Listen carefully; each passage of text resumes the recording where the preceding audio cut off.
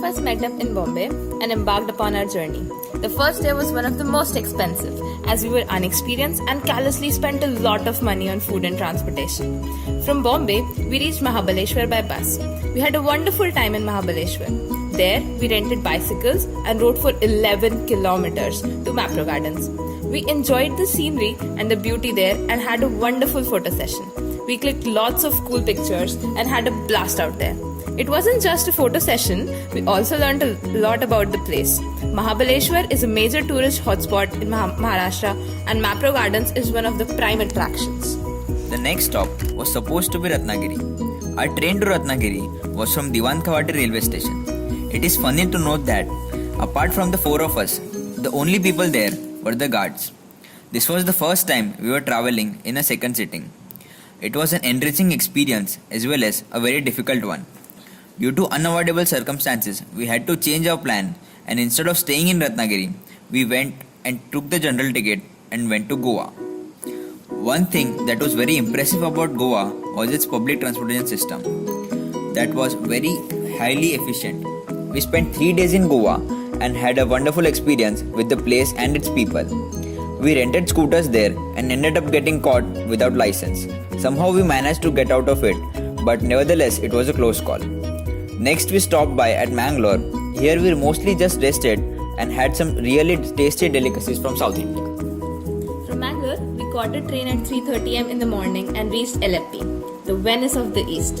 In Aleppi, we met with fellow explorers and rented a shikara. We experienced the exquisite beauty of the backwaters and enjoyed the cuisine there. We had an opportunity to taste the famed sadhya and absolutely loved it. From Aleppi, we travelled to Munnar, where we stayed in a hostel, which was quite far away from the town. We went trekking in Munnar in the morning. It was a breathtaking experience and we relished the beauty of nature. We conversed with this lady who knew only Malayalam. We realized that language can never be a barrier in communication. We played cards, carom and stayed up all night. Then we went to Kanyakumari. The sunset from the southernmost tip of the country is definitely mesmerizing. We shopped in the local market and saw some handicrafts.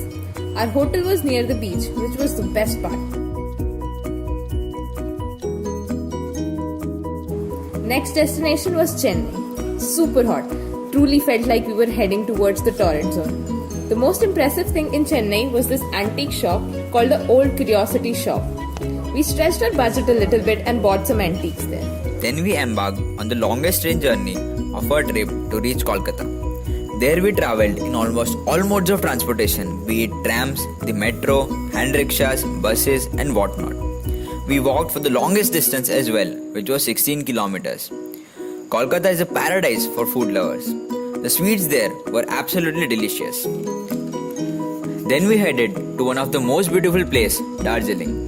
It was so crowded with tourists that finding a hotel in a budget was an impossible task. It took us a few hours, but we managed to get a place. We had to rent a car to visit the tourist places there. Darjeeling has an unparalleled natural beauty. It is truly heaven-like. We ate Maggie from a stall and it was probably the tastiest one that we'd ever eaten.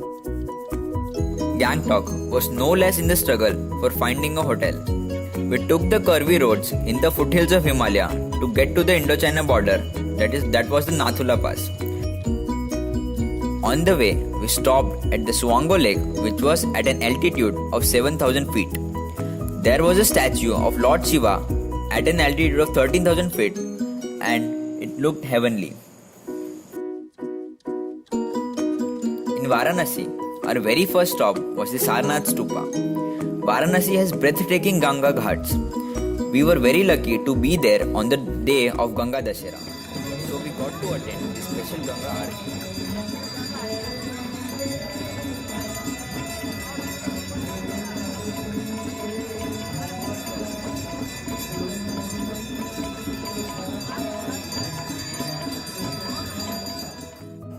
We also saw how Banarasi saris were made.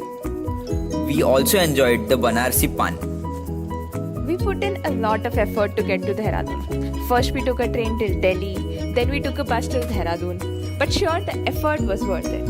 We went to the Sahasradhara Falls and took a dip in those cold waters. Then in Haridwar, we stayed in an ashram and we sat on the ghats to our heart's content. Then comes the best part of explorers, river rafting in Rishikesh. It was one of a kind experience. The next day, we booked a trip to Mussoorie. The scenery on the way was breathtaking. We ate cherries and got through the traffic jam somehow and breezed back to Haridwar. Then we took a bus to Chandigarh the next day. All perfect.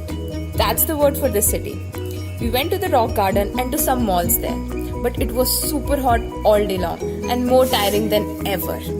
Our next stop was Amritsar, the highlight of the whole trip. All four of us have a consensus that Amritsar was absolutely the best place. Golden Temple is unforgettable for all of us. The positivity in that place is bewildering. We also went to the Wagah border and Ram Tirth.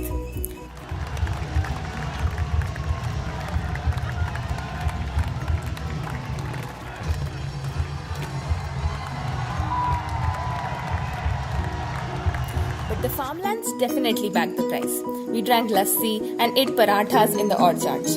And not to forget our little trip on the tractor. We half-heartedly left Amritsar and headed to Delhi. We found out that they let you visit the Rashtrapati Bhavan. Although due to time constraint, we were only able to see the museum. We shopped to our heart's content at Sarojini Market and ate some parathas and chole bhature. Finally, we reached our last stop, Jaipur. We dined at Chaukidhani and enjoyed the traditional dances and games. It was a delightful ending to a delightful trip. We also visited some forts in the scorching sun, but the effort was worth it. Somewhere between giggles and sweat, between staying up all night on the railway station and sleeping in small hotel rooms, between all the street food and the expensive sweets, between fighting and strengthening our friendship, our journey came to an end. The trip might have ended, but the memories were worth a lifetime.